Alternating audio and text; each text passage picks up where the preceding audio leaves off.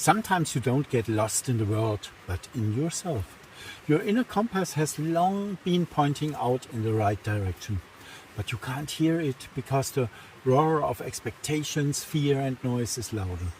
Some people seek refuge in drugs, sex or work, while others simply drift, hoping not to crash on the next rock in the surf.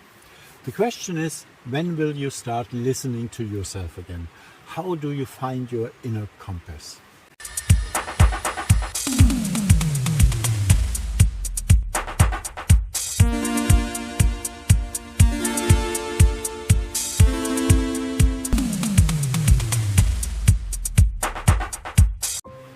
The inner compass isn't a tool we carry in our pockets, but a quiet voice within us that we often ignore because the roar of the world is too loud. Psychologically speaking, it is the sum of our values, beliefs, experiences and needs.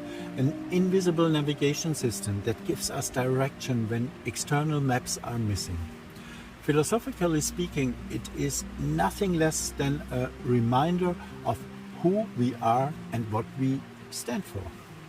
Many people lose their inner compass because they align their lives with the expectations of others.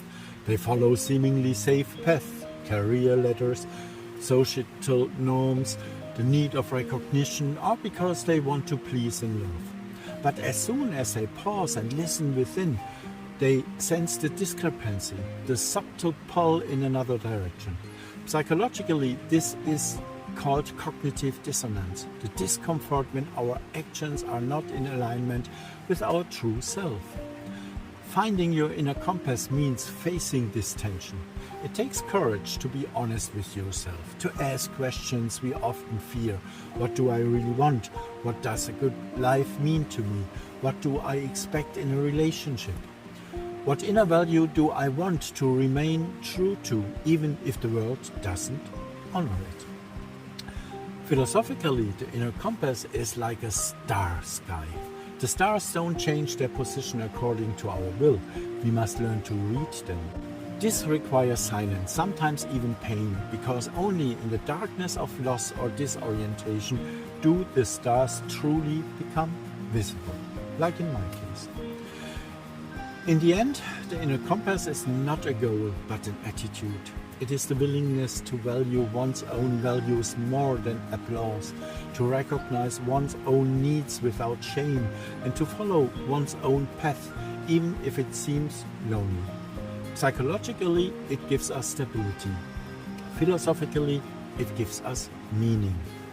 Those who find their inner compass stop seeing the world as a labyrinth and begin to perceive it as a vast landscape in which every step, even the detour, is part of the path that leads us back to ourselves.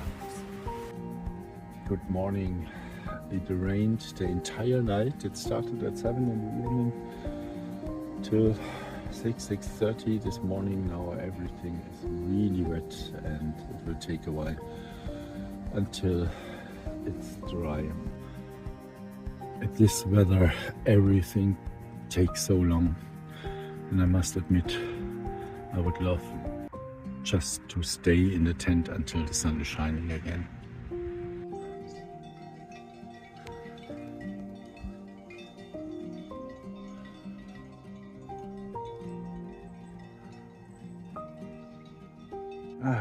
It's almost 11 o'clock, so we can start. And I need to find somebody who will charge my batteries. Very interesting. Now some police in a civil car stopped me. What are you doing here? Where are you coming from? And all those things. And after they read the banner and after some sentences we exchanged, they let me go. Thank you.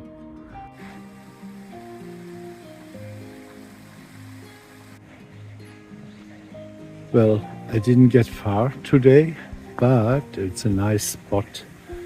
People from the village told me to go to.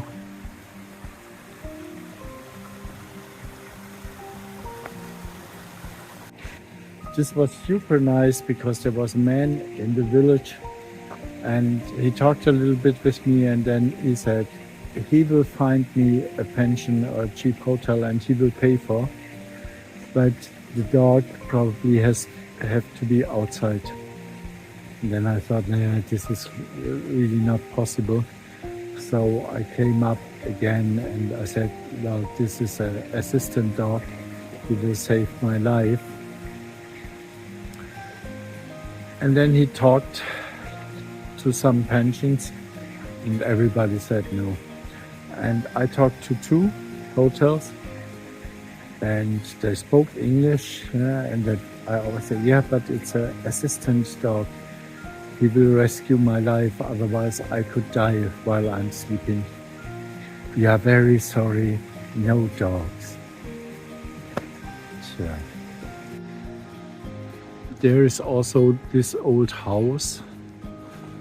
I could sleep in there, but my tent is really wet and it's warmer in the tent as in here.